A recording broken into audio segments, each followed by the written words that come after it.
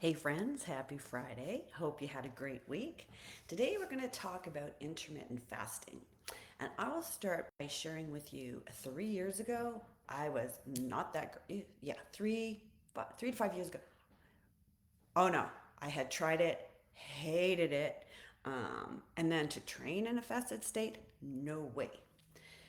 Recently, I started following Dr. Marie Claire, board approved OBGYN out of Texas. Great gal, took a couple of courses and learned from science the benefits of fasting during menopause. Now, to back up a little bit, I had started fasting kind of because of a neurotyping course.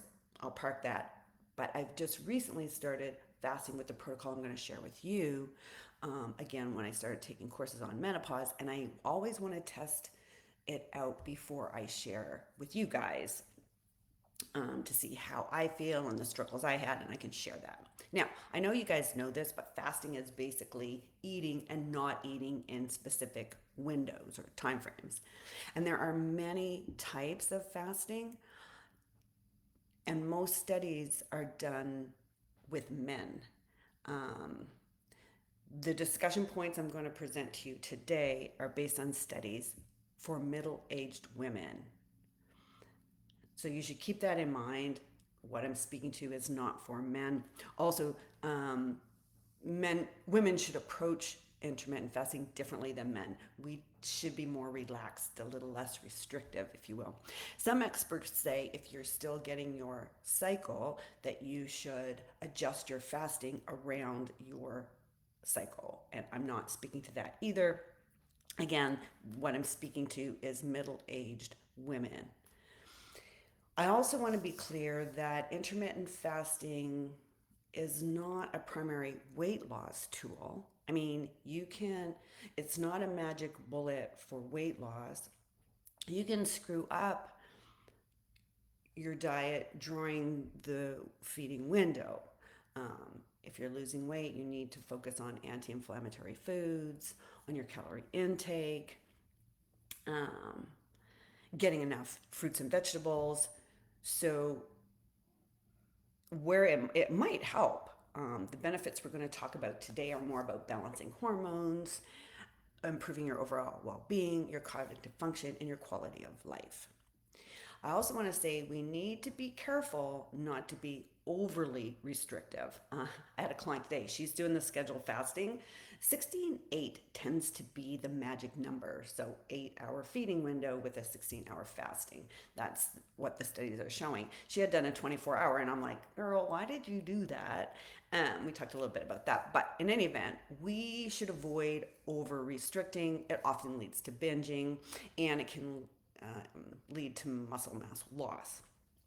Also, intermittent fasting is not for everybody. Type 1 diabetes, new at type 2 diabetes, or just starting your meds, you need to talk to your doctor. Disordered eating, sorry, not good.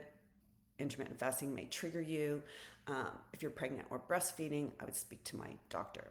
Hypoglycemic, speak to your doctor. And also, when you start, you need to listen to your body. Okay, and again, there's different protocols, but 16:8 has found to be the magic number, if you will. So let's jump into the benefits, and there are many, you guys. Heart health. You can lower your blood pressure with this scheduled fasting, this 16:8 window. One study showed after 8 weeks of fasting, middle aged women lowered their blood pressure by 6%. It can decrease inflammation in the body. Now, it takes 12 hours for your body to burn off your last meal, particularly your glycogen from the body and from the liver that's storing glycogen. And that number can be affected by your age and how hard you train. After that 12 hours, the body starts burning fat for fuel. And when that happens, we've discovered insulin levels decrease, blood sugar decreases, and the cells get just enough stress to make them more resilient to disease and injury.